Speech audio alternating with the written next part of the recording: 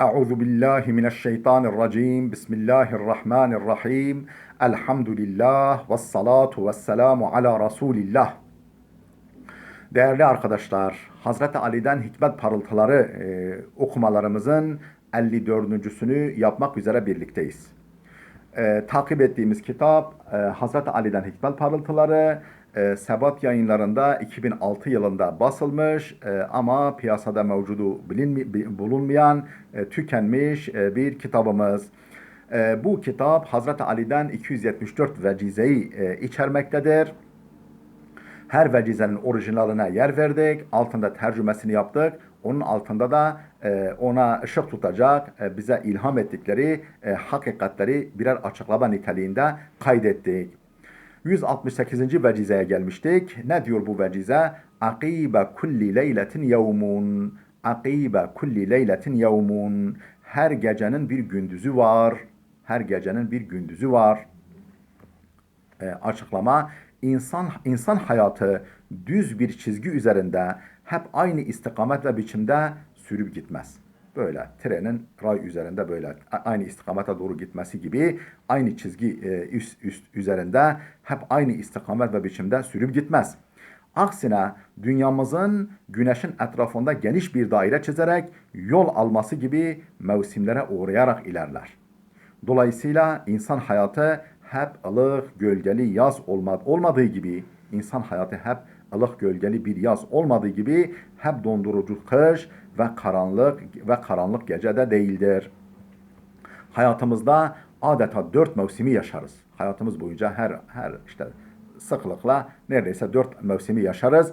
Onun için çektiğimiz sıkıntı ve yoklukların güzel ve mutlu gelişmelere gebe olabileceğini düşünmeli.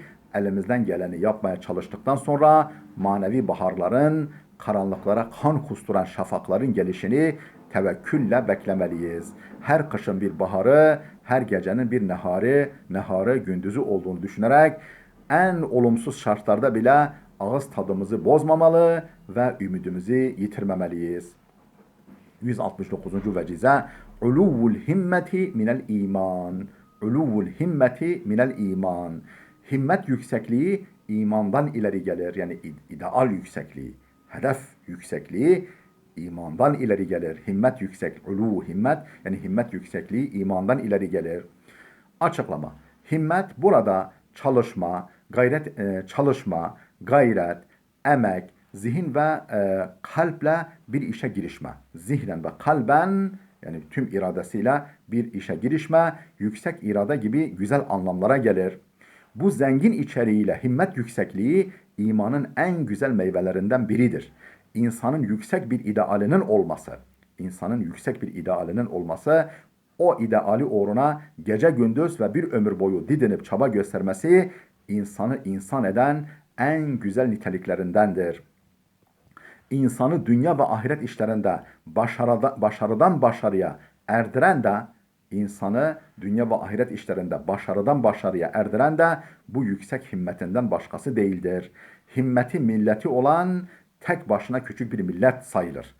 Himmeti milleti olan yani ideali, düşüncesi, hedefi milleti olan, milletine hizmet olan kişi tek başına küçük bir millet sayılır der Bediüzzaman. Dağlar dayanmaz himmete. Dağlar dayanmaz himmete. Atasözü de yüzyılların tecrübesiyle tespit edilmiş bir gerçektir. Himmet ve yüksek idealler sayesinde olmazların olabileceği de şöyle dile getirilmiştir. Dağı dağ eden himmet, dağı bağ eden himmet, dağı yanık yarasını da sağ eder. Bir daha söylüyorum. Dağı bağ eden himmet, yani bir gayret, himmet, ideal, gaye, çaba dağı bağ ediyor.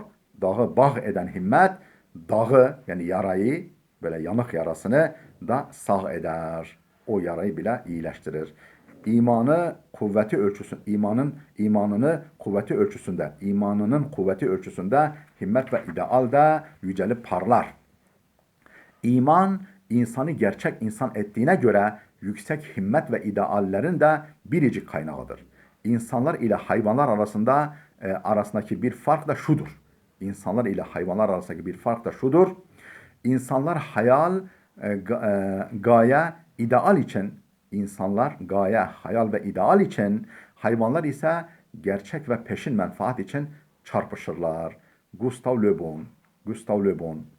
Mümin yüksek ideallerin insanı olduğu için, mümin yüksek ideallerin insanı olduğu için ruhen daima genç ve dinçtir. İnsanlar ideallerini kaybedince ihtiyarlarlar. İnsanlar yüksek ideallerini kaybedince ihtiyarlarlar. Seneler ancak cildi buruşturur. Seneler ancak cildi buruşturur.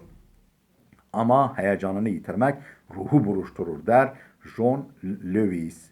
John Lewis ne der? Efendim insanlar ideallerini kaybedince ihtiyarlarlar. Seneler ancak cildi buruşturur ama heyecanını yitirmek ruhu buruşturur. İnsana gerçek özgürlüğü kazandıran iman bu özelliğiyle de yüksek ideallerin kaynağını oluşturur. Müminin niyeti yani güzel idealleri amelinden, yapabildiklerinden daha hayırlıdır buyurur Peygamberimiz sallallahu aleyhi ve sellem.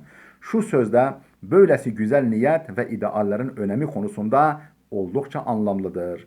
İdeal denen şey bir yıldıza benzer. İdeal denen şey neye benzer? Bir yıldıza benzer. Ona hiçbir zaman yetişilemez ama tıpkı denizcilere olduğu gibi bize de yolumuzu gösteren odur.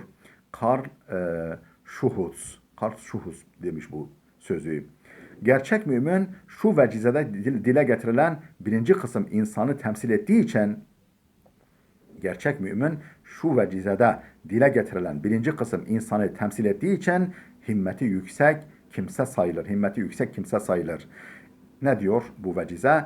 İnsanların bir kısmı şerefli idealler peşinde ömür tüketirken diğer büyük bir kısmı köleliği, dal kavukluğu, başkalarını aldatarak mal biriktirmeyi tercih eder. Cervantes. Değerli dostlar, burada dursun dersimiz. Gelecek oturumumuza kadar Allah'a emanet olun.